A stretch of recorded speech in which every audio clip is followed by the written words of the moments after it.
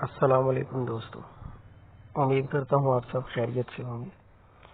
آج کا ہمارا ٹاپک ہے حضور اکرم صلی اللہ علیہ وسلم کے طائف کے سفر کا قصہ۔ نبوت مل جانے کے بعد 9 برس تک نبی اکرم صلی اللہ علیہ وسلم مکہ میں تبلیغ فرماتے رہے اور قوم کی ہدایت اور اصلاح کی کوشش فرماتے رہے، لیکن تھوڑی سی جماعت کے سوا جو مسلمان ہو گئی تھی اور تھوڑے سے ایسے لوگوں کے علاوہ جو باوجود مسلمان نہ ہونے کی آپ کی مدد کرتے تھے، اکثر کفار آپ صلی اللہ علیہ وسلم اور آپ صلی اللہ علیہ وسلم کے صحابہ رضی اللہ تعالی عنہم اجمعین کو ہر طرح کی تکلیفیں پہنچاتے تھے، مذاق اڑاتے تھے اور جو ہو سکتا تھا اس سے درگزر نہ کرتے تھے۔ حضور صلی اللہ علیہ وسلم کے چچا ابو طالب بھی انہی نیک دل لوگوں میں تھے جو باوجود مسلمان نہ ہونے کے حضور اقدس صلی اللہ علیہ وسلم کی ہر قسم کی مدد فرماتے تھے۔ 10ویں سال میں جب ابو طالب کا بھی انتقال ہو گیا تو کافروں کو اور بھی ہر طرح کھلے مہار اسلام سے روکنے اور مسلمانوں کو تکلیف پہنچانے کا موقع ملا۔ حضور اقدس صلی اللہ علیہ وسلم اس خیال سے طائف تشریف لے گئے اور وہاں قبیلہ ثقیف کی بڑی جماعت ہے، اگر وہ قبیلہ مسلمان ہو جائے تو مسلمانوں کو ان تکلیفوں سے نجات ملے اور دین کے پھیلنے کی بنیاد پڑ جائے۔ وہاں پہنچ کر قبیلہ کے 3 سرداروں سے جو بڑے درجے کے سمجھے جاتے تھے گفتگو فرمائی اور اللہ تعالی کے دین کی طرف بلائے اور اللہ کے رسول یعنی اپنی مدد کی طرف متوجہ کیا، مگر ان لوگوں نے بجائے اس کے کہ دین کی بات کو قبول کرتے یا کم سے کم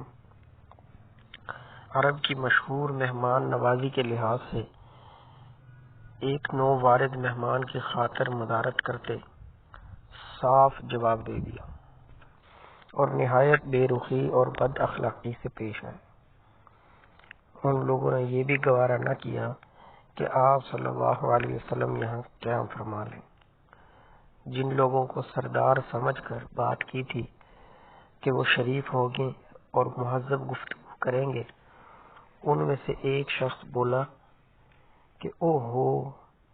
آپ ہی کو اللہ نے نبی بنا کر بھیجا ہے۔ دوسرا بولا کہ اللہ کو تمہارے سوا کوئی اور ملتا ہی نہیں تھا جس کو رسول بنا کر بھیجتے۔ تیسرے نے کہا میں تجھ سے بات کرنا نہیں چاہتا، اس لیے کہ اگر تو واقعی نبی ہے جیسا کہ دعویٰ ہے تو تیری بات سے انکار کر دینا مصیبت سے خالی نہیں، اور اگر جھوٹ ہے تو میں ایسے شخص سے بات کرنا نہیں چاہتا۔ اس کے بعد ان لوگوں سے نا امید ہو کر حضور اقدس صلی اللہ علیہ وسلم نے اور لوگوں سے بات کرنے کا ارادہ فرمایا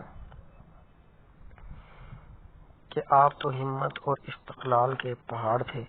مگر کسی نے بھی قبول نہ کیا،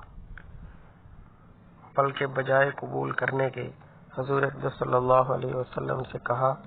کہ آپ ہمارے شہر سے فوراً نکل جاؤ اور جہاں تمہاری چاہت ہوگی وہاں چلے جاؤ۔ حضور اکرم صلی اللہ علیہ وسلم جب ان سے بالکل مایوس ہو کر واپس ہونے لگے تو ان لوگوں نے شہر کے لڑکوں کو پیچھے لگا دیا کہ آپ صلی اللہ علیہ وسلم کا مذاق اڑائے، تالیاں پیٹیں، پتھر مارے، حتیٰ کہ آپ صلی اللہ علیہ وسلم کے دونوں جوتے خون کے جاری ہونے سے رنگین ہو گئے۔ حضور اقدس صلی اللہ علیہ وسلم اسی حالت میں واپس ہوئے۔ جب راستہ میں ایک جگہ ان شریروں سے اطمینان ہوا تو حضور نبی صلی اللہ علیہ وسلم نے یہ دعا مانگی، اے اللہ، تجھی سے شکایت کرتا ہوں،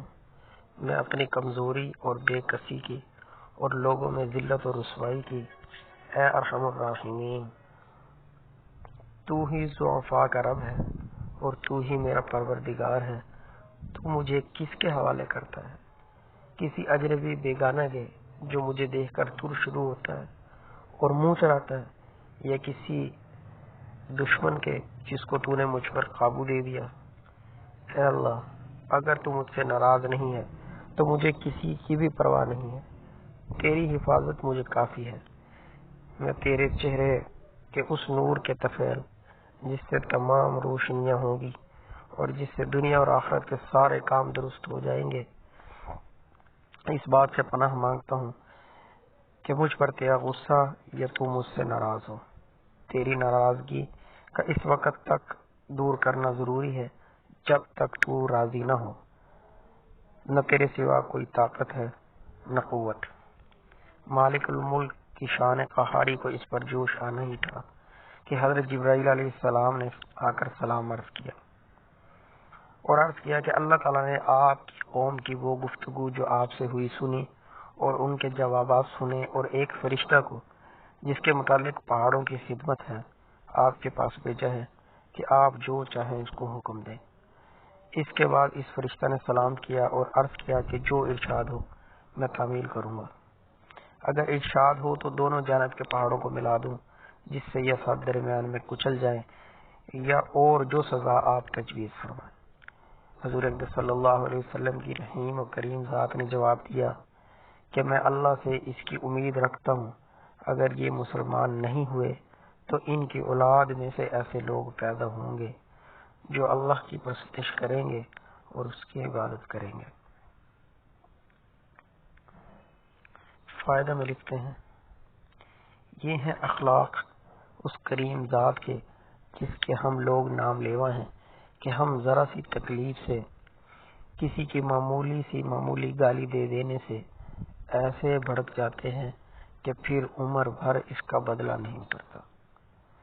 ظلم پر ظلم اس پر کرتے رہتے ہیں اور دعویٰ کرتے ہیں اپنے محمدی ہونے کا، نبی اقدس صلی اللہ علیہ وسلم کے پیروکار بننے کا۔ نبی اکرم صلی اللہ علیہ وسلم اتنی سخت تکلیف اور مشقت اٹھانے کے باوجود نہ بد دعا فرماتے ہیں نہ کوئی بدلہ لیتے ہیں۔ یہ ہیں اخلاق اس کریم ذات کے جس کے ہم لوگ نام لیوا ہیں کہ ہم ذرا سی تکلیف سے، کسی کی معمولی سی گالی دینے سے ایسے بھڑک جاتے ہیں کہ پھر عمر بھر اس کا بدلہ نہیں اترتا۔ ظلم پر ظلم اس پر کرتے رہتے ہیں اور دعویٰ کرتے ہیں اپنے محمدی ہونے کا، نبی صلی اللہ علیہ وسلم کے پیرو بننے کا۔ نبی اکرم صلی اللہ علیہ وسلم اتنی سخت تکلیف، مشقت اٹھانے کے باوجود نہ دعا فرماتے ہیں، نہ بد دعا فرماتے ہیں، نہ کوئی بدلہ لیتے ہیں۔ دوستو، یہ ہمارا آج کا ٹاپک یہاں پر ختم ہوا، جس میں ہم نے حضور اکرم صلی اللہ علیہ وسلم کے مشہور طائف کے قصہ کے بارے میں پڑھا۔ آپ لوگوں نے اس سے پہلے بھی اس ٹاپک کو سنا ہوگا۔ جب آپ اس کو سنیں گے آپ کا ایمان تازہ ہوگا۔ تو میری